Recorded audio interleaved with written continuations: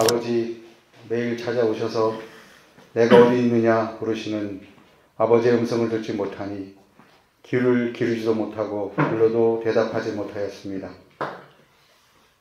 아담 안에서 이 땅에 와서 헛된 것을 구하며 비참하게 살던 우리를 위해 아들을 보내주시고 십자가에 내어주심으로 아버지의 사랑을 확증해 주셨습니다.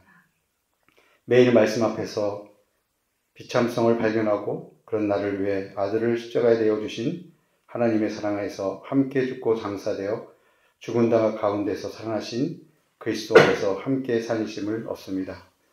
영생은 아들 안의 생명이며 언약 안에서 하나님을 아버지라 부르는 영광을 얻게 합니다. 아버지의 명령인 영생을 위해 이 땅에 육신을 입고 오셔서 십자가에 죽기까지 복종하신 아들 예수 그리스도를 믿음으로 영생을 얻어 하나님을 아버지라 부르는 은혜를 얻었습니다. 이제 누구든지 예수를 주와 그리스도로 고백하여 그리스도의 죽으심과 장사됨과 부활에 연합하면 그리스도 안에서 새 생명, 영생을 얻어 하나님을 아버지라 부르는 아들됨의 영광에 참여하는 영원한 복을 얻습니다. 그 복은 날마다 아들을 위해 아들을 통해 아버지께 나아가는 파레시아를 준행하며 함께 사는 실제가 됩니다. 오늘도 버림받을 것 외에 받은 것이 없는 자들에게 베푸신 은혜 안에서 아들로 계시하시는 아버지의 영광을 보고 내지적 삼위 하나님의 페리콜시스에 함께하며 할로마이 하는 복된 예배, 복된 주일이 되게 하여 주옵소서. 이 시간 두렵고 떨림으로 아버지 앞에 나아가 영과 진리로 예배하며 말씀을 듣습니다. 전하는 이와 듣는 이들이 한 마음 한 성령 안에서 듣게 하시고 하늘의 기쁨으로 충만케 하여 주옵소서. 예수 그리스도 이름으로 기도드립니다. 아멘. 하나님 말씀은 열왕기상 2장 1절에서 4절까지 말씀입니다. 열왕기상 2장 1절에서 4절을 한 목소리로 합독하시겠습니다.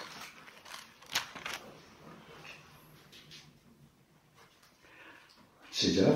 다윗이 죽을 날이 임박하매 그의 아들 솔로몬에게 명령하여 이르되 내가 이제 이 세상 모든 사람이 가는 길로 가게 되었노니 너는 힘써 대장부가 되고 내 하나님 여호와의 명령을 지켜 그 길로 행하여 그 법률과 계명과 율례와 증거를 모세 율법에 기록된 대로 지키라. 그리하면 내가 무엇을 하든지 어디로 가든지 형통하시리라. 여호와께서 내 일에 대하여 말씀하시기를 만일 내 자손들이 그들의 길을 삼가 마음을 다하고 성품을 다하여 진실이 내 앞에 행하면 이스라엘 왕이 오를 사람이 내게서 끊어지지 아니하리라 하신 말씀을 확실히 이르게 하시리라. 아멘. 네. 요즘 이제 열왕기상 부활절 이후에 우리가 묵상하고 있습니다. 열왕기는 왕들의 이야기입니다. 조금 이스라엘 왕들의 조금 거슬러 올라가면 사울 왕부터 시작하죠. 이스라엘의 왕국이 사무엘상 10장부터 사울이 왕으로 세워지게 되고 사울이 패해지고 그 다음에 다윗이 왕이 됩니다. 그리고 이제 솔로몬 시대까지는 통일왕국, 하나의 왕국이었고 솔로몬 이후에는 우리 남북한처럼 둘로 갈라지게 돼요. 북이스라엘 10지파, 남유다 2지파 이렇게. 그래서 역사적으로 보면 BC 1050년에서 BC 586년까지 한 500년 가까이 왕조 시대가 진행됩니다. 그래서 실제적인 역사보다도 중요한 게 훨씬 후대에 이 열왕기서를 기록한 역사가 신명기 역사가라고 얘기합니다. 그러니까 사실 역사보다 중요한 게 이걸 어떻게 해석하느냐가 중요하거든요. 근데 열왕기서 기자는 어떻게 해석하냐면 왕들이 가진 어떤 성품이나 그들이 이룬 업적이나 이런 걸 본 게 아닙니다. 그들이 얼만큼 하나님 앞에 순종하며 하나님과 바른 관계를 맺었는가, 이게 키포인트예요. 그러니까 우시아처럼 아무리 큰 일을 했고 경제 부흥을 가져왔어도 말씀에 불순종하니까 그는 이제 하나님 앞에 심판받는 왕이 되고 이런 겁니다. 이것은 신약시대 우리의 인생도 마찬가지 같아요. 이 땅에서 얼만큼 많은 걸 얻었느냐 또 명예를 얻느냐 이게 중요한 게 아니고 그가 하나님과 바른 관계에서 어떻게 살았느냐가 티끌처럼 보잘것없어도 무명하지만은 하나님 안에 살아간 이들이 복되고 목사님 저도 마찬가지입니다. 큰 교회를 하고 많은 사람들 끌어모이고 영향 이게 중요한 게 아니고 얼만큼 끝까지 신실하게 주님 앞에 살아가고 있느냐 이게 저희 이제 과제입니다. 과제. 이스라엘의 대부분의 왕들은 거의 불순종의 길 갔습니다. 다 한 사람은 대표적으로 다윗 왕은 하나님 마음에 합한 왕이 됐어요. 그래서 다윗은 이제 예수 그리스도를 예표하는 왕이기도 하고 또 다윗의 시에서 그리스도가 오기 때문에 굉장히 구원사적으로 보면은 독보적으로 중요한 인물입니다. 믿음의 이제 거장이라고 할 수 있어요. 그래도 죽습니다. 그래도 죽은 인생. 참 인생이 그럴까. 근데 우리 한 가지 기억할 게 뭐냐면 하나님이 그 언약을 잘 지킨 대표적인 왕인 다윗에게 주신 큰 축복이 뭐 이렇게 잘 되고 이건 아니고요. 그의 후손에서 그리스도가 온다고 하는 그 약속을 준 게 가장 큰 복이에요. 사무엘하 7장에 이 부분이 나오는데 다윗도 그걸 듣고서 종의 집이 무엇이 간데 이런 복을 주시나이까 그렇게 고백하고 그 기도를 마지막에 어떻게 마무리하냐면 아멘 주의 종의 집이 영원히 복을 받게 하옵소서 이렇게. 이것이 오늘 우리 잘못 주문처럼 가게에 붙어있는데 절대 그런 게 아니고 나의 후손에서 메시아가 나오다니 그 고백이거든. 그 고백 그 복을 얘기한 건데 이제 그걸 오해해가지고 레몬에는 그런 개업 축하 할 때 우리 옛날 그거 붙여놨거든. 주의 종의 집 영원히 복을 받게 하옵소서. 뭐 영적인 복인데 그걸 세속적인 복으로.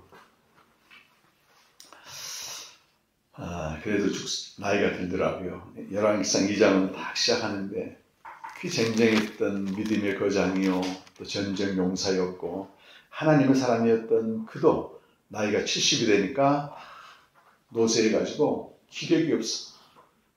그래서 그 신하들이 아비삭이라고 하는 전국에서 가장 아리따운 여자 한 명을 구해서 왕의 몸을 따뜻하게 해주려고 이제 동침을 시켰는데 왕이 그럴 기력이 없습니다.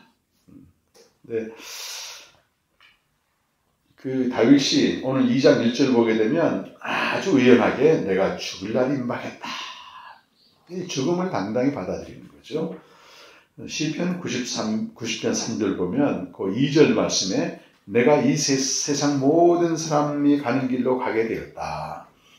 태어나서 죽는 것은 저만 이치입니다. 내가 아무리 오래 살고 싶어도 안 돼. 우리 한국에 지금 건강 신드롬이 막 불어가지고 야단법석이잖아요. 한동안 그 건강 강사로 유명했던 분이 황수관 박사입니다. 여러분. 날 들어보셨죠? 근데 그분이 60대 초반인가 갑자기 심장마비로 떠났어. 그분은 저거 다 90세까지 살 줄 알았어요. 근데 그렇게 인생이 허망하게 끝납니다. 시편 90편 3절에는 하나님 이렇게 말씀하신다고. 너희는 티끌로 돌아가라면서 너희 인생들은 돌아가라. 명령입니다. 명령. 너희 인생들은 돌아가라. 이 죽음을 선언하는 명령 앞에 잠깐 연장할 수는 있어도 아무도 거스르지 못한 거예요. 평생 하나님과 상관없이 평생 하나님의 말씀에 불순종하며 살아도 죽음의 명령은 순종할 수밖에 없어요. 그 자리에서 다윗은 유언을 하게 되는데 2장 전체가 그런 내용이죠. 먼저 오늘 읽은 말씀은 솔로몬에 대해서 예언합니다. 솔로몬에 대해서 자기 왕위를 물려받아. 그 다음에 요압과 바르실레 아들들과 신무에 대해서 이렇게 조치하라고 유언하게 되는 거죠. 그래서 오늘 우리는 솔로몬에게 한 유언만 좀 살펴보겠습니다. 가장 중요한 말을 남기는 겁니다. 그렇잖아요. 죽을 때는 이 말만은 꼭 남겨야 되겠다. 그게 2절, 3절 말씀이에요. 다시 한번 읽어보실까요? 내 하나님 여호와의 명령을 지켜 그 길로 행하여 그 법률과 계명과 율례와 증거를 모세 율법에 기록된 대로 지키라. 그리하면 내가 무엇을 하든지 어디로 가든지 형통할지라. 여호와께서 내 일에 대하여 말씀하시기를 만일 내 자손들이 그들의 길을 삼가 마음을 다하고 성품을 다하여 진실이 내 앞에서 행하면 이스라엘 왕이 올 사람이 내게서 끊어지지 아니하리라 하신 말씀을 확실히 이루게 하시라. 두 구절을 유언으로 남기는데 그 전제가 2절 끝에 너는 힘써 대장부가 되고 이 강하고 담대하는 얘기예요. 근데 이 다윗의 유언이 모세 유언과 똑같습니다. 모세가 40년 광야 생활을 마치고 여호수아에게 후계를 임명하고 이제 가나안 땅 들어가는 사명이 있는데 다른 얘기 안 했어요. 너는 강하고 담대하여 여호와의 말씀을 지키라. 그리하면 네가 어디로 가든지 무엇을 하든지 형통하리라. 모든 사람이 형통하길 바라거든 사실은. 근데 전제 조건이 그의 말씀을 지키라는 거예요. 율법을 지키라는 거예요. 거기에 강하고 담대하라는 얘기는 타협하지 말라는 겁니다. 어떤 경우도 이건 양보할 수 없는 것이다. 근데 우리가 좀 생각을 해봐야 될 게 그럼 말씀을 지키는 게 중요한가? 그래요? 그러면 율법주의가 돼. 말씀을 지키는 것이 쇠마인데 쇠마 자체가 목적이 아니고 쇠마를 통해서 하나님과 바른 관계를 맺으라는 겁니다. 하나님 없이 성경 말씀만 지키면 이게 계몽주의적 신앙이 돼요. 하나님과 관계 맺지 않고 우리가 매일 말씀 묵상하는 건 도구고 그걸 통해서 하나님 품에 들어가라는 거예요. 그래서 쇠마를 가장 바르게 했던 다윗이 구한 한 가지가 뭐냐면 그 말씀을 지키게 하옵소서. 내 평생 소원은 한 가지 말씀을 지키는 게 아니고 말씀을 지킴으로써 하나님의 집에 거하는 겁니다. 시편 27편 4절 말씀. 평생 읽어보실까요? 너무 참 은혜가 되는데. 우리 이제 주님과 교제하는 우리들은 거의 이걸 모토로 삼고 있습니다. 다윗의 고백입니다, 여러분. 시편 27편 4절. 내가 여호와께 바라는 한 가지 일 그것을 구하리니 곧 내가 내 평생에 여호와의 집에 살면서 여호와의 아름다움을 바라보며 그의 성전에서 사모하는 그것이라. 여호와의 집에 살면서 여호와의 아름다움이란 번역은 히브리어로 노암이라는 말인데 기뻐하다 그 말입니다. 하나님의 기쁨에 참여한다는 거. 이거 한 가지만 구했다는 거예요. 그리하면 무엇을 하든지 어디로 가든지 형통하리라. 저는 길이 분명한데 말이죠. 어제도 우리 캠프를 참석하셨지만 그 집사님 한 번 막 절규하셨잖아요. 자기 소개할 때. 나는 왜 신앙과 삶이 따로일까? 막 절규하더라고. 왜 나는 이중적인 그리스도인이 되어야 되는가? 막 울림이 너무 컸었어요. 저는. 그래서 오늘 어젯밤이구나. 어젯밤 캠프 끝나고 갔더니 프랑스 툴루즈로 그렇게 이제 선교지를 옮긴 정남현 선교사님의 그 막내 요한이 좀 다 아시잖아요. 그 앞이 굉장히 장애가 심해서 공부를 해도 남보다 10배 이상 합니다. 그래서 정말 좋은 대학 들어가서 지금 역사학과 공부하고 있어요. 꿈이 뭐냐면 이 복음 전하는 거예요. 주야로 제 설교를 계속 듣는 거예요. 얼마 전에 정남 선교사 보이스톡 와가지고 뭐라고 말하냐면 자기는 원치 않지만 계속 듣는데 묵상한 걸 보내왔는데 열왕기상 묵상한 걸 보내왔는데 자기는 정말 아도니아나 요압이나 이런 사람처럼 이 땅의 성공과 명예를 그게 내 소원이었는데 이제 나의 한 가지 소원은 시편 27편 4절이라는 거예요. 그 어마어마한 분량의 학업을 해내는 겁니다. 무슨 학생이 시간이 있어요. 근데도 매일 야, 제가 너무 내용이 좋아가지고 서울 공동체에 공유했는데 웬만한 목회자 이상으로 깊이 들어가 있더라.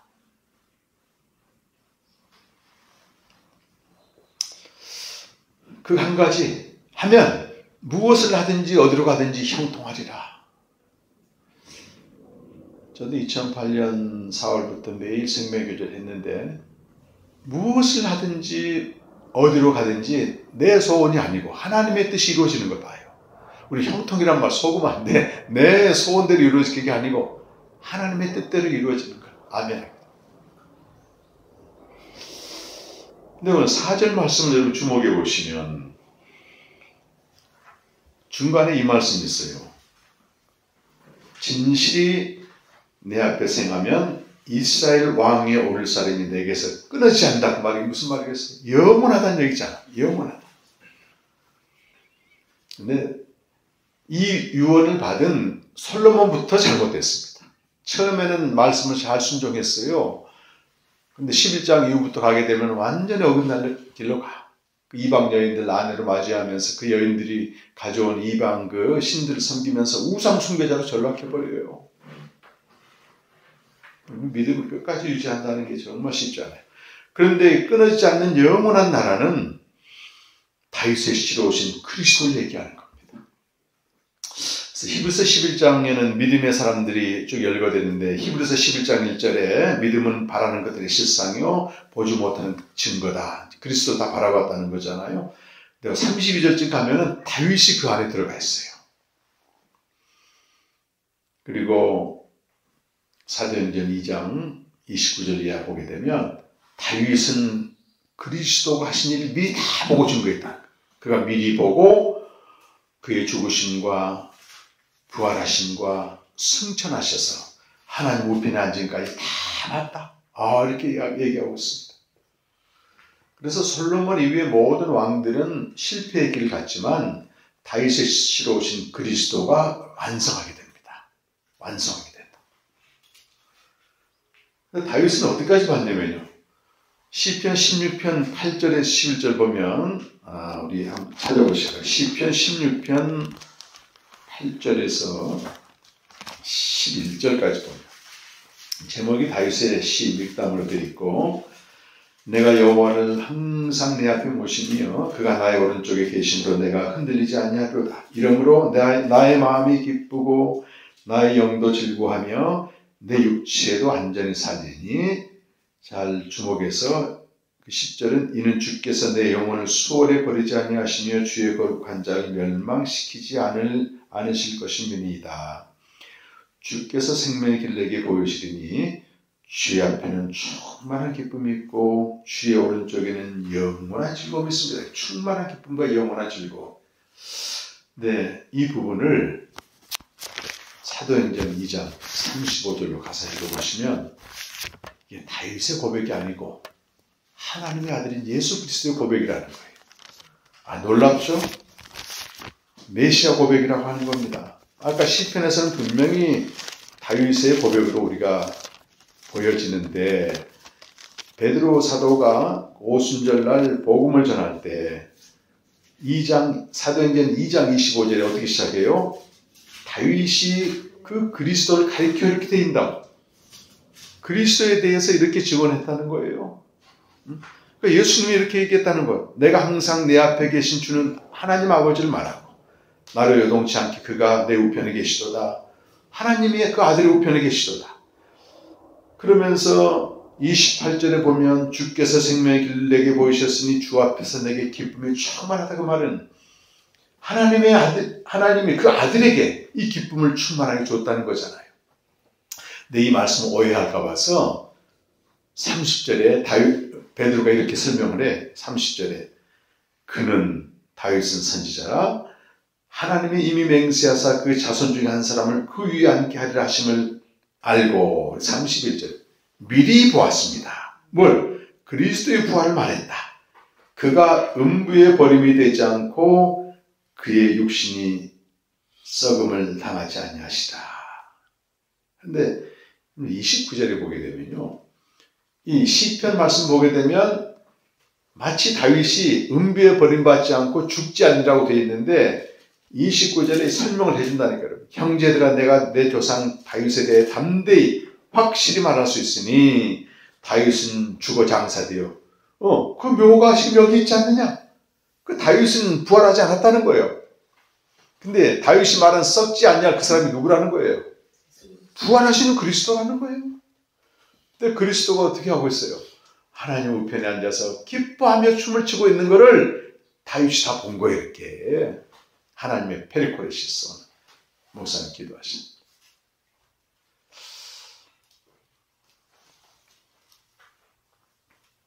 우리에게는 이런 그림이 없어요. 참이. 저도 어렸을 때 아주 불행하게 살아가지고 엄마가 혼자 6남매를 기르는데 어쩌다 아버지가 전국에 돌아다니면서 씨앗 장사를 해서 씨앗 장사. 근데 아버지가 올 때쯤 되면 불안해 어린애가. 너무 공포스럽고. 왜냐하면 싸우거든 두 분이. 그러니까 이게 내가 살던 집이 엄마 아빠가 가족들이 막 기쁨이 충만하고 영원한 즐거움으로 충만한데 얼마나 좋겠어. 근데 그런 경험을 했기 때문에 내가 아버지 집에 매일 거하더라도 이게 금방 와닿지가 않아.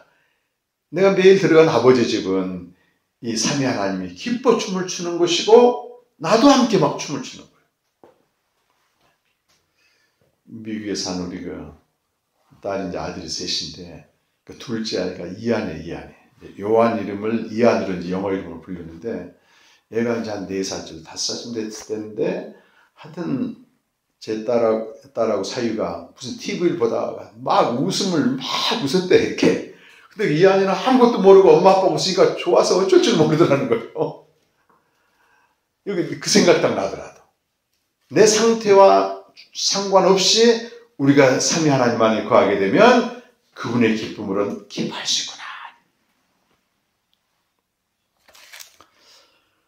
사실 여러분 다윗의 생애는요 정말 불행했습니다. 다윗처럼 살려면 못 살 것 같아. 어쩌다 하나님의 선택을 받고 17살 때쯤부터 고생길에 들어가.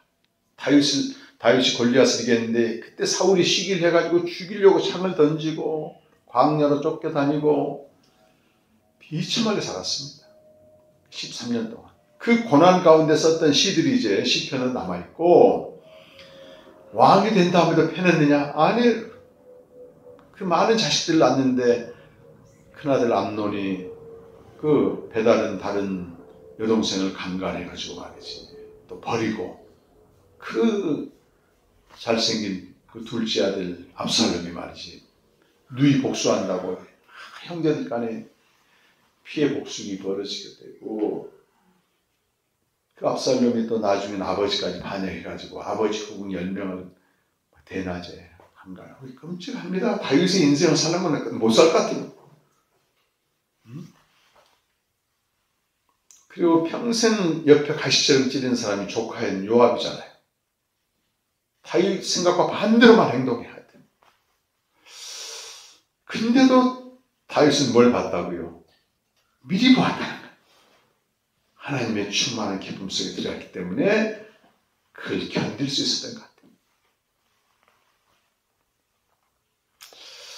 다윗의 시 중에 시편 23편 6절을 보면 그 마지막이 여호와의 선하심과 인자하심이 정녕 내 뒤를 따르라. 나를 따라온다. 나를 따르니 내가 아버지 집에 영원히 가주다. 그런 끔찍한 사건과 상황이 계속되지만 하나님의 선하심과 인자하심이 내 뒤를 따라오고 오셨다. 그럼 나를 아버지 집에 딱 집어보냈다. 우리 기독교 역사를 보게 되면 두 번의 큰 전쟁이 있었고 미국에서는 그 경제 대공황에서 벗어난 경제 부흥이 있었습니다. 우린 1950년 되면 전쟁 이후잖아요. 근데 우리 한국에서는 이 폐허와 같은 그 땅에 교회가 굉장히 부흥하게 돼요. 다들 고향을 떠나가지고 서울 와서 정착하면서 돈 벌고 이제 외롭게 지내는데 교회 갔더니 거기는 형제처럼 대해주고 또 예수 믿으면 돈 번다는 거예요. 그러니까 열광적으로 교회들에게 부흥되고, 또 한편으로는 우리 지금 1세들 있죠. 그분들이 희생해서 경제가 다 올라오게 되고. 근데 그때 당시 미국에서는 우리보다 조금 앞서갔는데, 그 사신신학이라고, 죽을 사자 신신자를 써가지고 신죽음 신학이 아주 팽배했습니다. 그래서 기독교에서 말하는 하나님, 살아계시다는 하나님, 우리와 함께 하시다는 하나님이 안 계시다는 거예요. 하나님은 인간의 역사에 과연 참여하시는가, 개입하시는가. 그러면서 두 가지 증거를 대는데, 하나는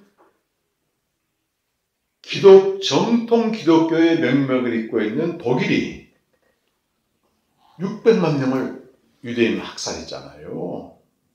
거기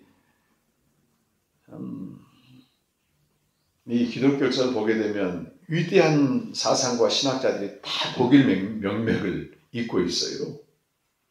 루터부터 시작해가지고, 그 다음 칸트, 또 슐라헤마, 헤겔, 이쪽 니체 전부 잇고 있는데, 그 어마어마한 그 기독교 국가에서 600만 명을 죽이는데요. 그 집행자들이 다 어려서부터 모태신앙이라 양심의 가치가 하나도 없이 죽이는 거예요. 히틀러에 부역해가지고. 기독교가 정치 이념에 사로잡히게 되면 무섭게 변합니다. 종교적이기 때문에 양심의 가치도 없는 거예요.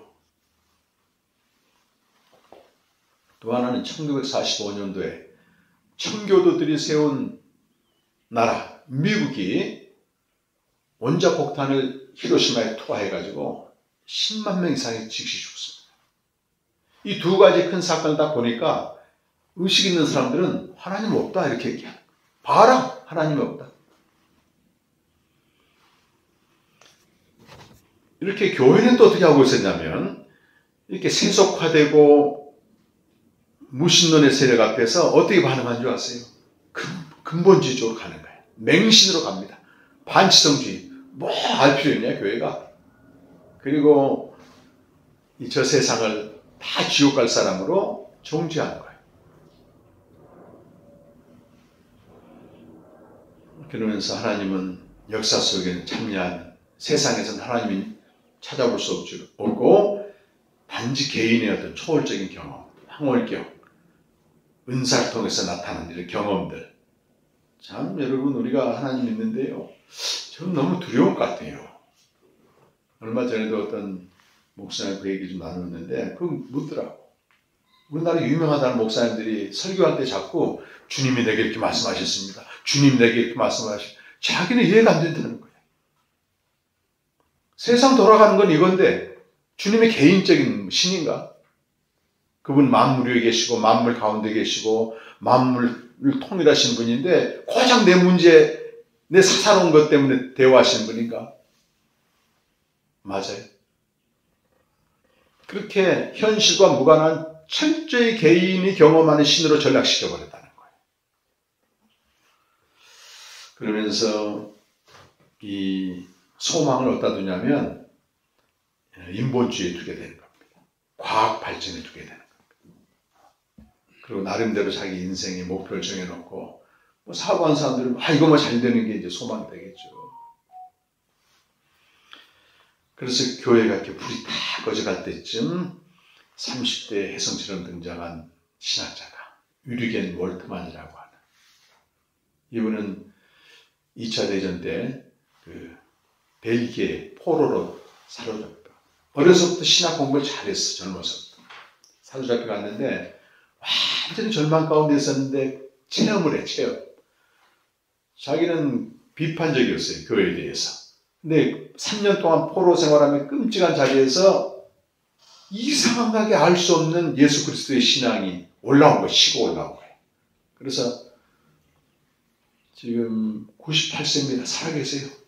1926년 생이거든요. 희망의 신앙을 말합니다.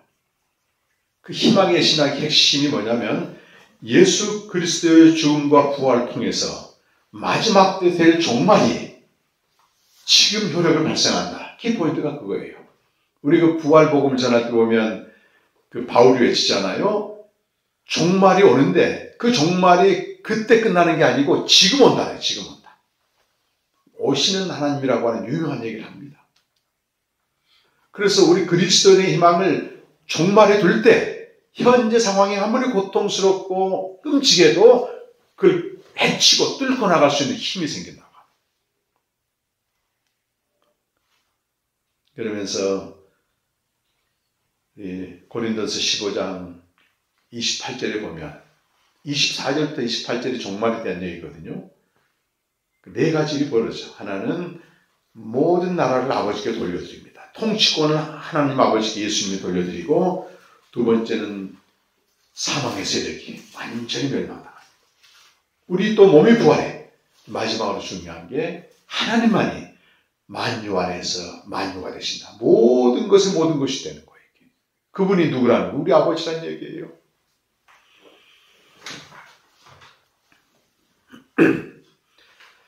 그래서 탄식하는 세계 속에서, 절망하는 세계 속에서 종말의 희망은 지금 현재 내가 지고 있는 십자가를 지는 힘으로 작용한다.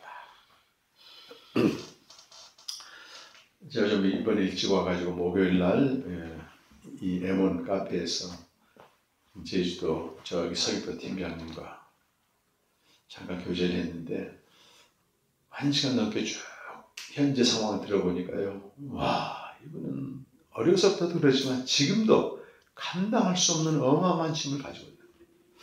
내가 그 전사 입장이라면 한숨만 숨을 못 쉴 것 같아요.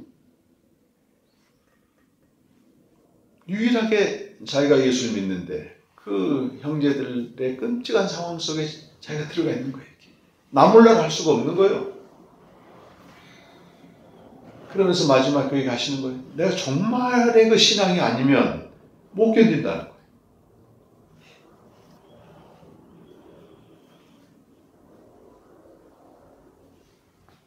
이 희망의 신학의 핵심은 만유 안에 만유가 되시는 하나님으로 말미암아 그 하나님이 항상 살아계시기 때문에 오늘 나의 현실의 삶에 참여하게 되고, 그때 우리는 현재의 고통을 삼킨다. 30대 후반에 내놓은 39살 때 내놓은 몰트만 희망의 신학입니다. 이분이 2013년도에 87세가 됐을 때 한국에 오셨어요. 이제 서울신대 석좌 교수가 돼서. 그 몰트만의 제자들이 서울 지금 광남 장신대학교 그분도 제자고, 그때 우리 유석선 총장도 제자고, 다 그 한국의 신학계에 이제 교두고였는데, 그래서 이제 오셨는데, 그때는 희망의 신학을 뛰어넘어가지고 기쁨의 신학을 딱 던지더라고. 와. 제 말씀의 기쁨이라는 책 앞부분에 보면 그때 몰트만 교수가 강의했던 그 내용을 담았습니다. 거기다가. 희망의 신학을 넘어서 기쁨의 신학으로 도약하더라니까. 우리는 이미 알고 있는 것들이지.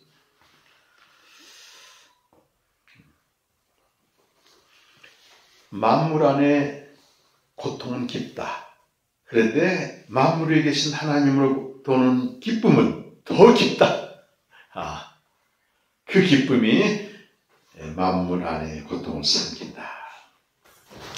그리스도인에게 현재 고통을 삼키는 것은 종말의 소망입니다. 오늘 핵심 그거예요. 종말입니다. 종말. 국회의원 선거철이라서 그런지 막 지지율, 여론조사가 막 쏟아지는 거예요. 여론조사가 중요한 게 아니고, 가능성이 중요한 게 아니고, 최종 결과가 중요합니다. 스포츠도 마찬가지.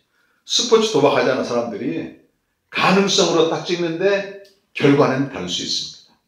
모든 게 다 그렇습니다. 그런데 우리 그리스도인에게 종말의 소망은 그리스도의 죽음과 부활로 말미암은 최종 승리가 딱 기다리고 있습니다. 그거 볼 수 있어야 돼요. 그 구약의 아브라함을 비롯한 믿음의 사람들은 뭘 봤냐면 그들에게 종말은 그리스도가 오시는 초림이에요. 초림. 그러니까 그들은 하나같이 아직 오지 않은 그리스도 그 말일에 그걸 보고 기뻐하고 즐거워했어. 다윗도 그랬지만 아브라함도 요한복음 8장 56절 보면 아브라함은 나의 때 볼 것을 보고 기뻐하며 즐거워했다. 예, 아브라함의 인생도 만만치 않습니다. 본토 고향 친척 떠나가지고 늙음하게 그것도 75세 가나안 땅 들어왔는데 아무것도 없네. 그냥 믿음으로 살아보려고 했는데 갑자기 다른 나라 가지고 위협을 당하니까 그 부인을 누이로 팔아서 자기 살려고 하고 남들은 그냥 자식들도 잘 낳았는데 100세가 돼도 후계자 한 명 안 나. 계속 얻은 아들 바쳐야 돼. 칼빈이 그랬어요. 성경의 인물 중에서 가장 비극적인 인생을 주인공으로 해서 그림을 그리라면 단연코 아브라함이다. 믿음의 삶을 살았습니다. 야곱은 또 어때?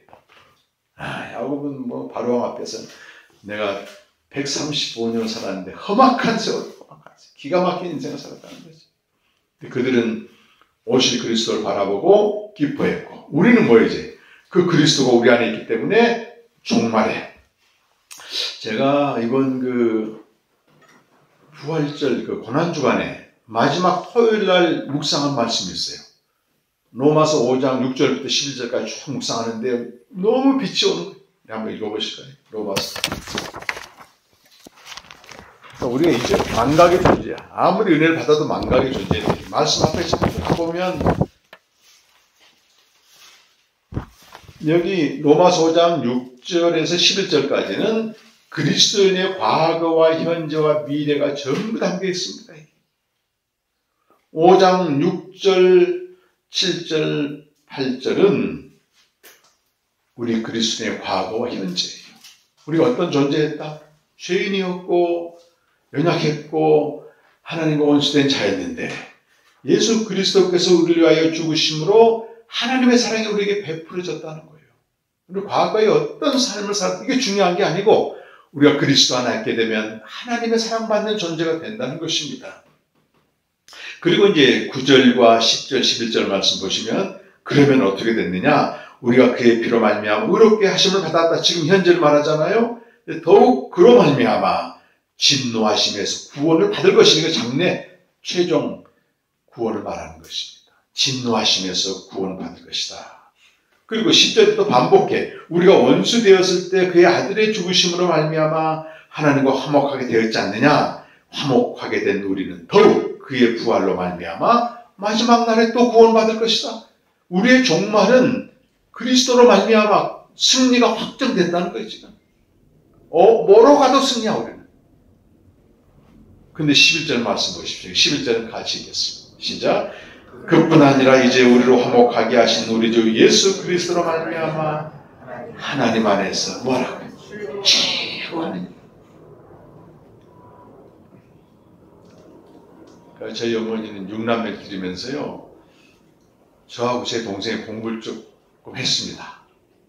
새벽부터 장사 나가는데 소망이 뭐냐면 내 아들들이 공부를 잘한다는 거예요. 공부를. 그래서 제가 이제 상골 졸업하고 이제 은행 들어갔습니다. 다 양복을 다 그때 은행이 제일 좋은 직장이었어요. 서울대, 고려대 다 에스카이가 다 거기 들어왔습니다. 막 경제가 이제 발전할 때잖아요. 그러니까 이제 대우나 삼성은 이제 고생하는 데고 은행은 제일 편하고 월급도 많고. 제가 오늘 묵상에 썼지만은 저는 은행을 들어간 상태에서 군대를 갔거든요. 월급을 다 주더라고요. 거의 100%를. 그런 직장이 어디 있어요? 지금도 은행은 이제 좋은 직장. 양복을 다 입고 시골에 이제 저희 어머니 갔더니 우리 어머니가 저를 데리고 봐라 이거지 봐. 시장통에 다니면서 우리 아들이 이렇게 출세했다고 다 그 소망이 이루어진 거예요. 눈 녹듯이 고생한 게 사라졌다고 하시더라고. 그러면 우리에게 소망이 뭐냐고. 최종 승리잖아. 말씀에 기록되어 있잖아. 우리 어떻게 살아도 우리는 승리다. 아무리 지지율이 낮게 나와도 딱 표를 까봤더니 승리다. 그러면 현재 견딜 수 있지 않느냐. 1920년도에 무슨 일이 있었냐면 기독교의 큰 사건이 그 교회가 어떤 세상의 본을 보이지 못할 때 하나님에 대해서 하는 게 뭐 중요해? 하나님이 가르쳐준 대로 사는 게 중요하지. 이렇게 됐어요. 믿는 것보다 뭐가 더 중요하다. 세상에서 보여지는 게 중요하다 해가지고 하나님의 본질보다는 행위 쪽으로 가면서 소위 자유주의자가 등장을 했습니다. 하나님을 알지 못하고 그냥 하나님이 가르쳐준 대로 산다는 거예요, 이게. 근데 그들이 나중에 독일의 제국주의와 나치에 부역을 하게 돼요. 그러면서 그 유명한 니츠의 직계 제자인 하르낙이 제1차 대전 빌헬름 황제인가? 독일 황제의 선전포고문을 써주는 거예요. 완전히 정치 이용을 당해. 그러니까 바르트도 그 제자였거든. 이야, 내가 93명의 그 서명을 합니다. 독일의 지사님들이. 내가 신학을 지금 연구하고 있는데 내게 영향을 준 초은사들이, 선생님들이 고작 정치 이념에 굴복한다고 그러면서 완전히 결별하고 그때 썼던 유명한 책 한 권이 로마서 주석이에요. 그걸로 완전히 교회를 뒤집어 놓습니다. 자유주의자들이 놀고 있는 놀이터에다 폭탄 던졌다기까지 얘기해. 근데 그 칼바르테가 쓴 로마서 주석에 방금 요 5장 11절 뭐라고 주의하냐면 그리스도인의 현재는, 우리의 현재는 하나님의 미래로 충만하다. 우리의 현재는 하나님의 미래로 충만하다. 5장 11절 그렇게 주석이더라. 자, 근데 전율이 일어나? 우리 현재가 아무리 힘들고 고통스럽고 보잘것없어도 뭐로? 하나님이 결정해 놓으신 미래로 말미암아 충만해진다. 진리입니다. 이거는. 사람들이 뭘 희망하고 살겠습니까? 야, 대통령 바뀌었으면 좋겠다. 자기 손으로 뽑아놓고 또 그래.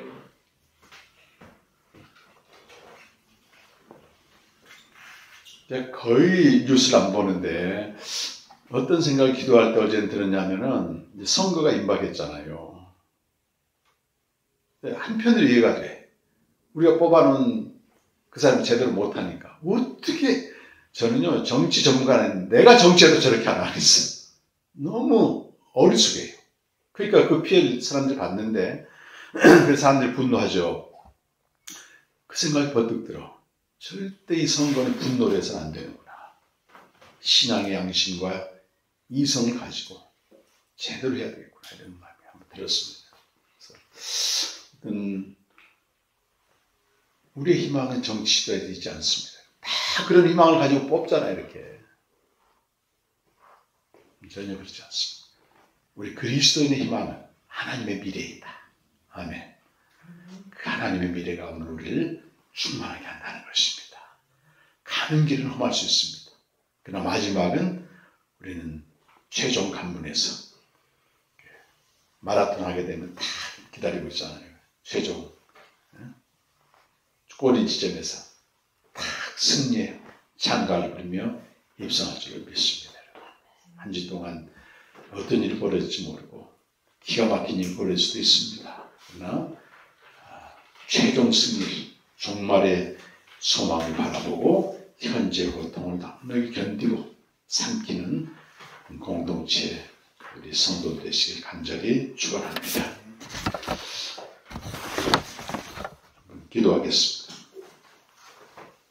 하나님 아버지, 하나님의 사람 다윗은 죽음 앞에서 죽음을 의연히 받아들이면서 이 나의 왕위가 끊어지지 않을 거라고 말씀했습니다.